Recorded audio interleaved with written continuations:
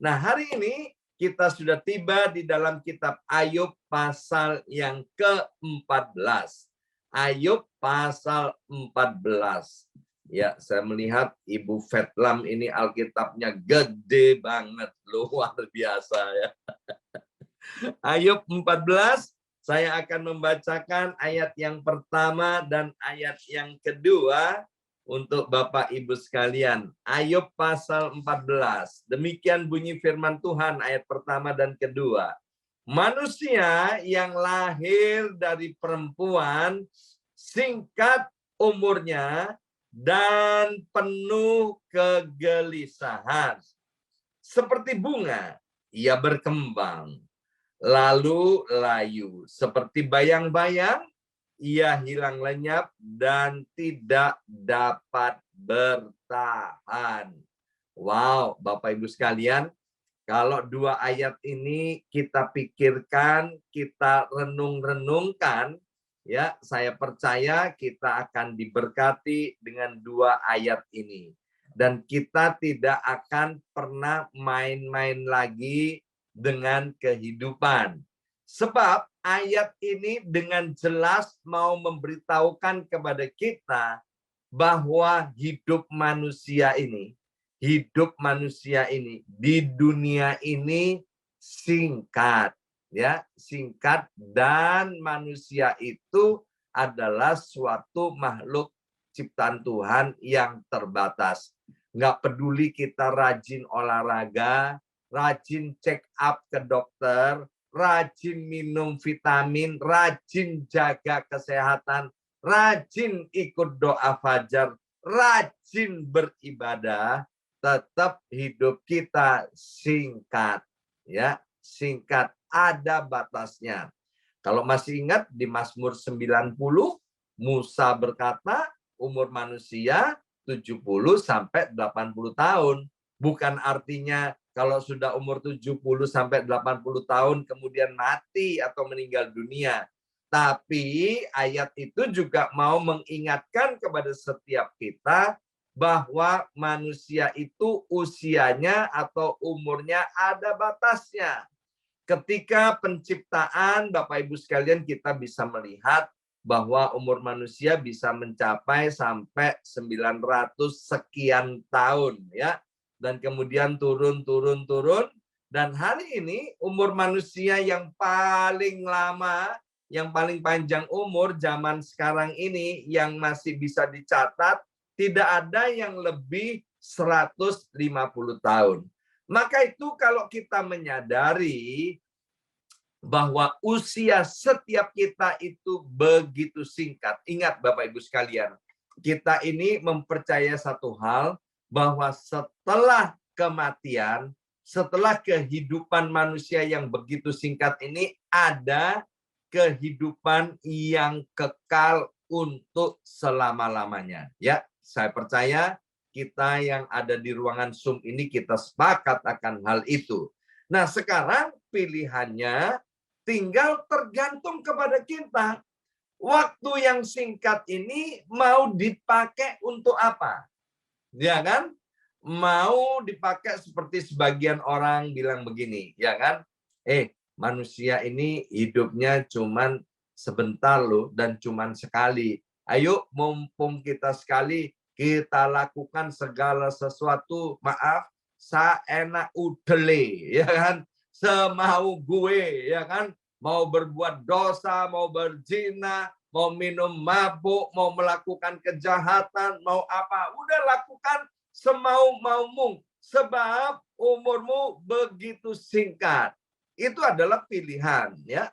Itu adalah pilihan. Tapi sementara kalau kita ini orang yang bijaksana, ya, seperti yang ditulis juga di dalam kitab Mazmur, mari kita menghitung hari-hari itu sedemikian rupa, dan kalau kita bijaksana, kita akan mengisi hari-hari itu dengan hal-hal yang berguna, yang bermanfaat, dan khususnya untuk mempersiapkan hidup kita, bagaimana kita akan hidup di dalam kekekalan. Yang namanya kekekalan itu tidak ada batasnya. Yang namanya kekekalan itu adalah selama-lamanya. Bukan 1000 tahun, bukan 2000 tahun, bukan 3000 tahun, tapi selama-lamanya. Ya. Dan kita tahu bahwa Tuhan Allah kita adalah Allah Bapa yang maha baik. Bapa di sorga tahu ada kehidupan kekal untuk selama-lamanya. Maka itu Bapa mengutus anaknya yang tunggal, yaitu Yesus Kristus. Seperti tadi pujian ya, sebelum kita dengar firman Tuhan, aku berserah kepada Yesus, Juru Selamatku. Tuhan Allah datang ke dunia ini dalam wujud manusia namanya Yesus Kristus. Untuk apa? Untuk mempersiapkan setiap kita agar kita ini dalam memasuki kehidupan kekal selama-lamanya kita tidak binasa, ya. Kita tidak binasa, tapi kita boleh berada di sorga bersama-sama dengan Tuhan Yesus, bersama-sama dengan para malaikat di sorga untuk menyembah dan memuji Tuhan. Tetapi kalau kita salah mengisi kehidupan ini, Bapak Ibu sekalian, maaf, kalau kita salah mengisi dalam kehidupan ini, kita berbuat dosa, kita tidak percaya kepada Yesus, kita tidak hidup di dalam kebenaran. Ketika kita meninggal dunia, maka itu sudah tidak bisa merubah kehidupan kita. Karena ketika orang sudah meninggal dunia, ya urusan di dunia ini selesai. Tinggal bagaimana dia harus mempertanggungjawabkan setiap perbuatannya selama hidup di atas muka bumi ini. Maka itu Bapak Ibu sekalian, melalui Ayub 14, ayat yang pertama sampai ayat yang kedua, biarlah ayat ini encourage kita, memotivasi kita untuk mengisi hidup kita sedemikian rupa sehingga nama Tuhan ditinggikan dan dipermuliakan dan hidup kita menjadi berkat.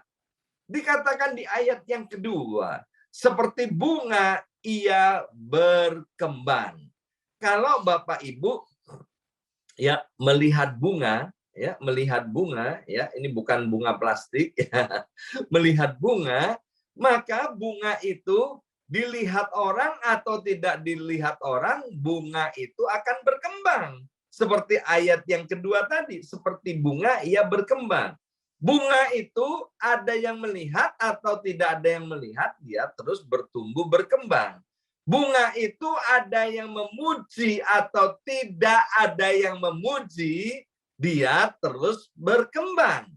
Ya, menampakkan wujudnya, keindahannya, mengeluarkan baunya yang harum.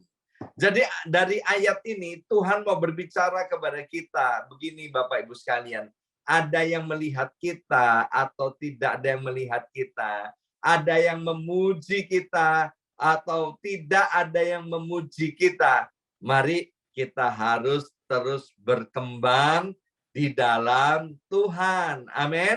Hidup kita harus mau terus menjadi berkat. Itu yang pertama kita dapat dari Ayub pasal 14, ayat yang pertama dan ayat yang kedua. Tuhan mau kita mempergunakan waktu dan kesempatan untuk terus berkembang sehingga mempermuliakan nama Tuhan. Hal yang kedua saya dapati dari Ayub pasal 14 ayat yang ke-22. Ayub 14 ayat yang ke-22 dikatakan begini, hanya tubuhnya membuat dirinya menderita, dan karena dirinya sendiri jiwanya berduka cita. Nah, perkataan Ayub ya dari ayat ini, Tuhan itu mau memberitahukan kepada kita bahwa mengetahui firman Tuhan saja itu tidak cukup.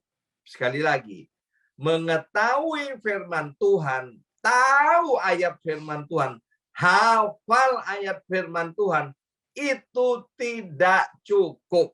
Ya, masih ingat Yesus sendiri pernah berkata begini, bukan orang yang berseru kepadaku Tuhan, Tuhan, ya, yang akan diselamatkan, tapi mereka yang melakukan firman Tuhan. Ya, saya ketemu dengan beberapa orang yang mengaku dirinya Kristen, dia bilang begini, ya, saya ini Pak lahir udah Kristen, bahkan waktu lahir itu lahir di gereja, ya. Saking Kristennya saya, waktu saya lahir, maka di gereja heboh sampai Alkitab itu berjatuhan menimpa saya. Jadi kurang Kristen gimana? Lahir di gereja, lahirnya kemudian ketimpa Alkitab. Jadi Kristen banget. Tapi kelakuannya Bapak Ibu sekalian tidak mencerminkan kelakuan hidup orang Kristen.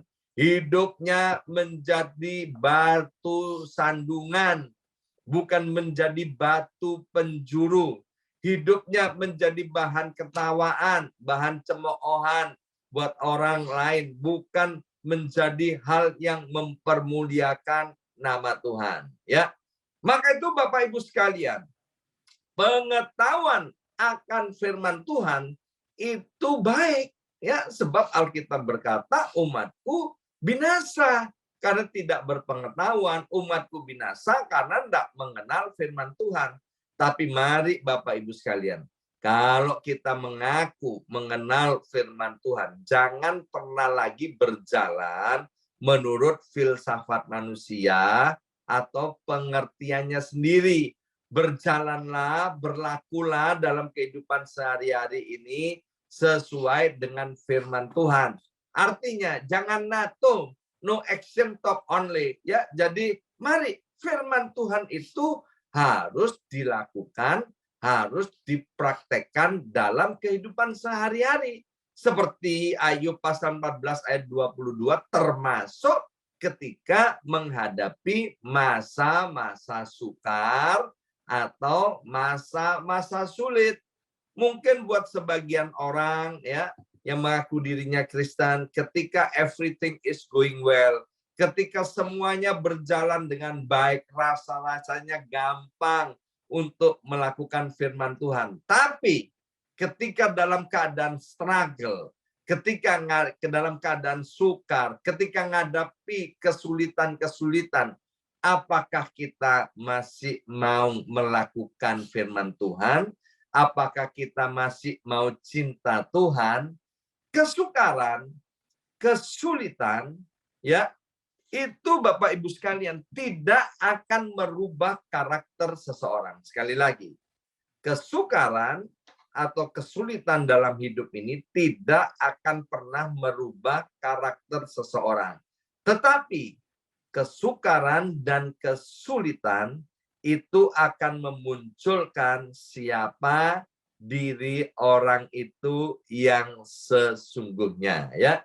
Jadi kalau kita mau melihat orang-orang itu, ya, yang ada di sekitar kita, dia Kristen sungguh-sungguh atau tidak, yaitu lihatlah ketika dia ada di dalam keadaan masa sukar, ketika dia ada di dalam keadaan sulit, bagaimana dia? Apakah dia tetap berkembang? Apakah dia tetap bertumbuh di dalam Tuhan? Apakah dia tetap cinta kepada Tuhan? Ayub itu adalah salah satu pribadi yang perlu ditiru oleh orang-orang yang percaya.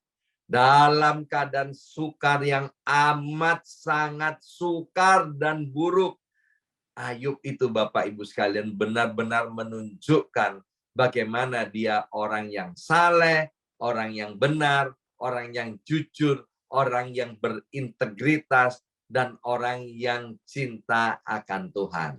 Maka itu Bapak Ibu sekalian, mari kalau kita mau menjadikan Yesus itu Tuhan, bukan hanya juru selamat, saya percaya kata Tuhan artinya Tuhan, kata Tuhan artinya majikan, kata Tuhan artinya bos.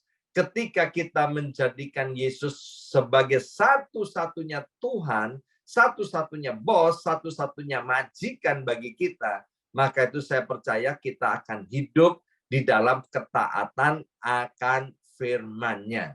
Seperti Ayub, dia menjadikan Allahnya sungguh-sungguh Tuhan dalam hidupnya. Sehingga ketika mengalami hal yang tidak baik, dia sama sekali tidak murtad, tidak goncang. Sadrak, Mesak, Abednego, juga Nabi Daniel. Ketika mengalami hal yang tidak baik, dia tidak goncang. Mengapa? Karena dia menjadikan Allahnya, menjadikan Yesusnya sebagai satu-satunya Tuhan yang patut disembah, dituruti, ditaati, dan dicintai untuk selama-lamanya. Hari ini kita sudah belajar dua hal. Yang pertama, kita diingatkan usia setiap kita adalah singkat, ada batasnya. Mari kita akan isi hidup kita dengan hal-hal yang memuliakan nama Tuhan. Kita harus terus berkembang di dalam Tuhan. Dan yang kedua, ketika mengalami hal-hal yang tidak sesuai kita inginkan, mari Bapak Ibu sekalian, kita tetap bertumbuh di dalam Tuhan. Amin. Mari kita berdoa. Materekan siap benih kebenaran firman Tuhan, ya Aba ya Bapa. Kami tahu kami ini adalah orang-orang yang Tuhan sudah panggil dan pilih.